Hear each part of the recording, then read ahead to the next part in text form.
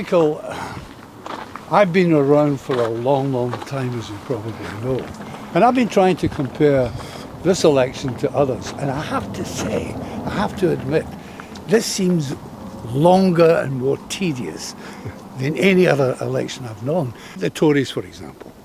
The Tories realise their party, and I'm talking about the Tory supporters in the media and so on, their party is in such a horrendous state that they're actually saying to people, look, they're bad, but everybody's bad. All politicians are the same. You don't need to vote. They're trying to dissuade people to using their democratic right to go out and vote. And that's the real crisis, because when you talk to people, there's a real lack of hope in politics. There's a sense that this is as good as it gets, that things can't get better. And it takes the hope out of people to the point where they think, well, what's the point in voting? But of course, that's exactly what they want. People should not forget that the Tory party gave us Boris Johnson, a proven liar. They gave us Liz Truss, a serial fantasist. They were Tories. They were lauded. They came out of the Tory party. In that sense, the Tory party, even with a new leader, hasn't changed. And they have to be held account for these fallacies that they perpetrated on. And that's the thing with Rishi Sunak, is he seems to want to just wash his hands of all of that. The 14 years of chaos, the 14 years of economic incompetence, he wants to pretend it just wasn't part of his responsibility, nothing to do with him. And that's what we're all still paying the price for. Exactly. And if you take the SNP, you know, the SNP have this simplistic notion that if you put up a border, that border will solve all our problems. Now, we know in a complex, complicated world, the most important aspect, you see it now coming out in Europe as well, the bonding together is the only way we can face the realities of the problems of climate, of AI coming in, and all of these things. So the SNP to me are out of date. The big issue in Scotland is that the only thing the SNP want to talk about is independence. It's still line one of the manifesto. Exactly. Meanwhile, 1 in 6 Scots on an NHS waiting list. Meanwhile, we're both former teachers. The education system that was once the envy of the entire world, plummeting down international rankings. Well, you take this. 13 years ago, I had an operation for cancer. And the surgeon, a brilliant surgeon, who said to me, I've got to use the bludgeon. That is, I'll have to take your kidney out because of cancer. Ian Dunn. The NHS were brilliant. That was 13 years ago. Absolutely brilliant. And if you can get into the NHS, they're still brilliant. Still brilliant. The staff are tremendous. What has happened over the period that the SNP and the Tories have been in? It's quite obvious. They cannot shrug this off. They cannot shrug it off.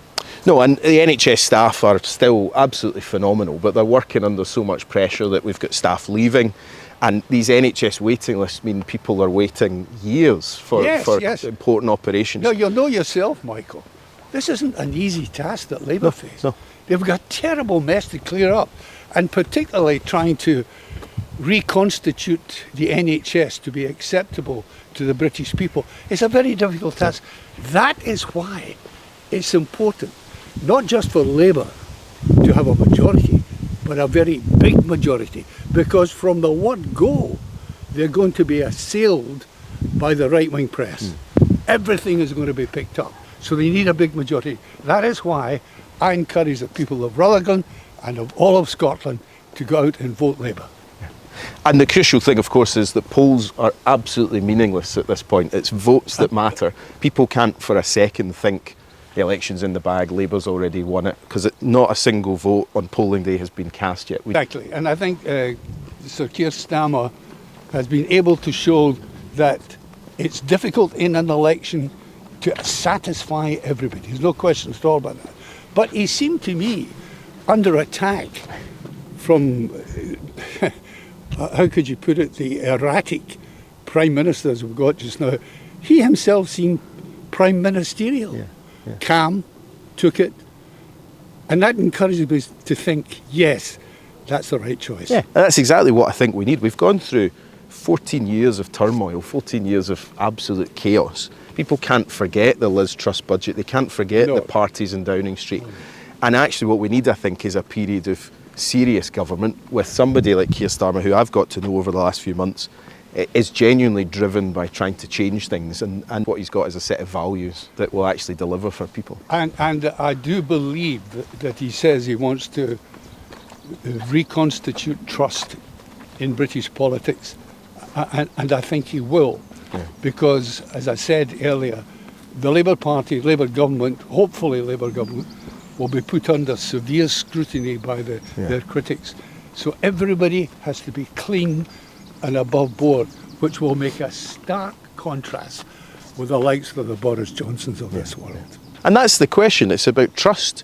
People, I knock thousands of doors, and people always say, just don't trust any of you anymore. But the trust in politics is at rock bottom. But it's still the only vehicle we've got to really change people's lives for the better, and that's what a Labour government's always been about.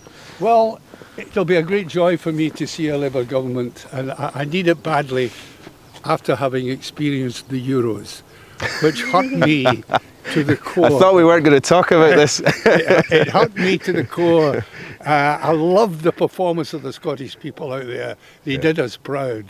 And I hope they do us proud by electing a Labour government. Absolutely. Archie, thank you so much. Good to see you.